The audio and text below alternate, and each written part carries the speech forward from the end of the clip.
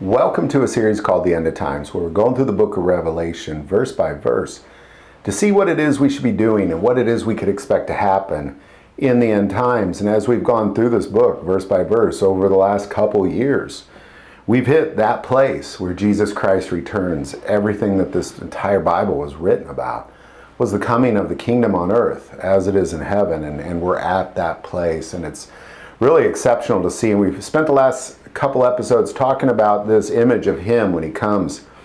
What it is that John sees, and every aspect of him is extremely important. So it's very important we look at each individual piece that's described about Jesus as he returns. So we're just going to pick it up right there where we left off. Revelation 19, starting at verse 11. Then I saw heaven open, and behold, a white horse. And he who sat on him was called Faithful and True. And in righteousness he judges and makes war. His eyes were like a flame of fire, and on his head were many crowns. He had a name written that no one knew except himself. We spent the last couple episodes talking about the flames of fire coming from his eyes and the crowns on his head. So we're going to take today and we're going to look at the name that no one knew but himself. I'm going to start with, I'm not going to begin to say that somehow I know the name, that somehow nobody knows it but Jesus and me.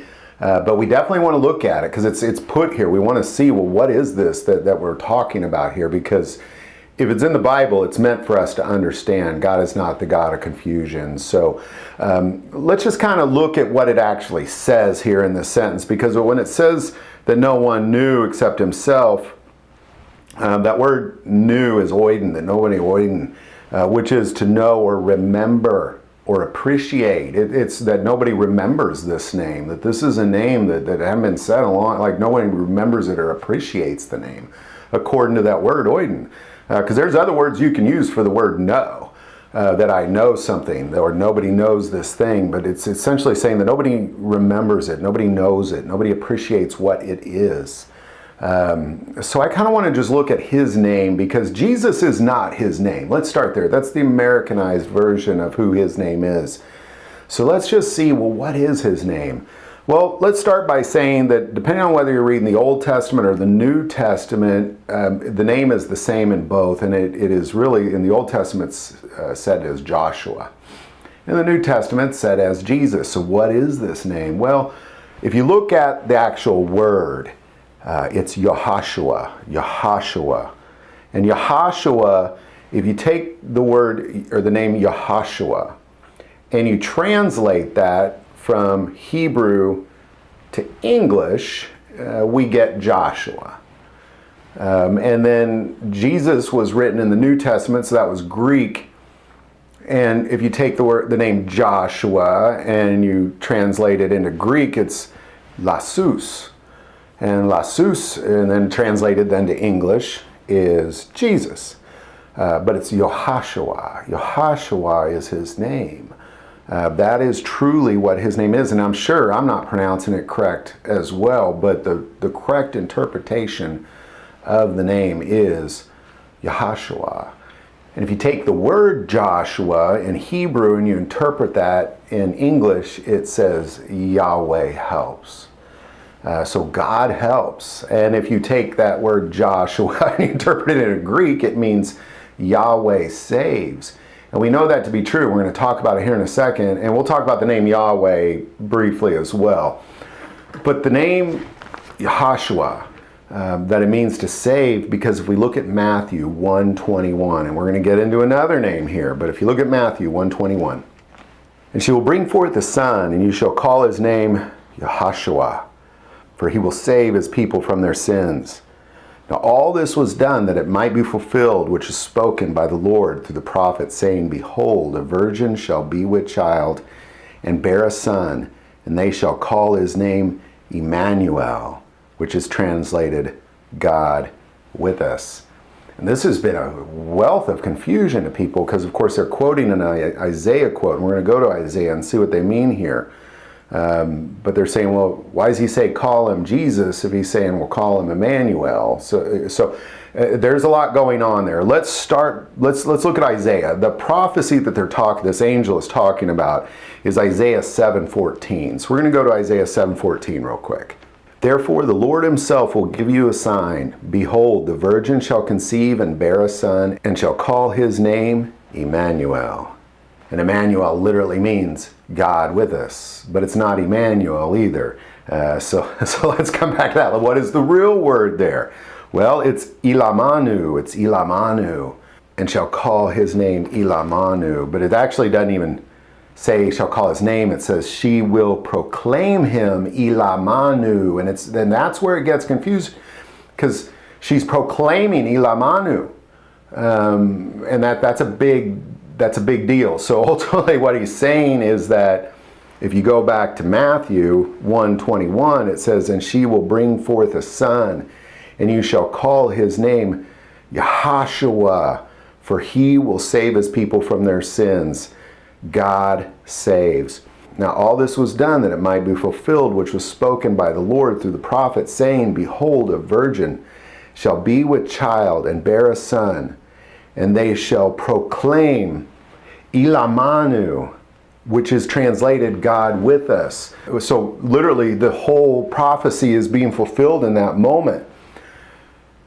A virgin is going to give birth to a son, and she is to name him Yahweh Saves. And through all that, the prophecy is fulfilled where she can proclaim God is with us. It's what all that means. And a lot of people really confuse, well, why isn't he called Emmanuel? Well, one, it's Ilamanu, it's not Emmanuel. And that's, that's just the English version of Ilamanu. And it's very important we see it that way, because, again, and she will bring forth a son, and you shall call his name Yahashua, for he will save his people from their sins. Now all this was done that it might be fulfilled, which is spoken by the Lord through the prophet, saying, behold, a virgin shall be with child and bear a son, and they shall proclaim Ilamanu, which is translated God with us. And even the name Yahashua, Yahweh saves, Yahashua. Even the name Yahweh isn't actually correct, because it was a name that you weren't to pronounce. Only the high priest could pronounce it on the Day of Atonement. It's Yahweh, Yahweh, and we translate it into Yahweh, but it's Yahweh. Yahweh is with us. So if we go back again, and she will bring forth a son, and you shall call his name Yahashua, for he will save his people from their sins. Now all this was done that it might be fulfilled, which was spoken by the Lord through the prophet, saying, behold, a virgin shall be with child and bear a son, and they shall proclaim Ilamanu, which is translated Yahweh is with us. It's so important we remember his name, because that's what it really says. It says no one remembered or appreciated or knows his name but himself. So when the darkness has been there a long time, and you see the clouds of glory break open, and you see him come through, and you see light for the first time in a long time, I don't know what I'd do, but I'm pretty sure I'm going to fall to my knees and say something like, Yahashua. Or Ilamanu, God is with us. And these are names that most of the world won't know. I'll know them, and hopefully you'll know them. But in the end, when in doubt, when nobody knows what to call him, when you don't know what to call him, let's look at Exodus 3:14. And God said to Moses, I am who I am. And he said, thus you shall say to the children of Israel, I am sent me to you. I am. Oyeh is the word. It's a very personal word. It's to come to pass. It's to become something. So I am this thing. Like if I become the governor, I am the governor. I'm becoming this thing. I have become this thing. I am this thing. I am. It's just not the normal word I am. It's yea, I am. So when you don't know what to call him I am. I am is coming. Other than that, I really don't know. I don't know what to proclaim or what to call him. I just call him Yahashua, or I am.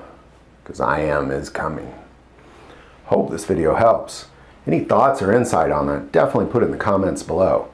If you like this video, click like and subscribe. If you feel called to support this channel with Patreon, that link is also below. But the most important part of this channel is we take prayer requests, so please don't ever hesitate to send that in. Thank you for watching this episode of God, Family, and Guns. And as always, love God, love your family, and love guns.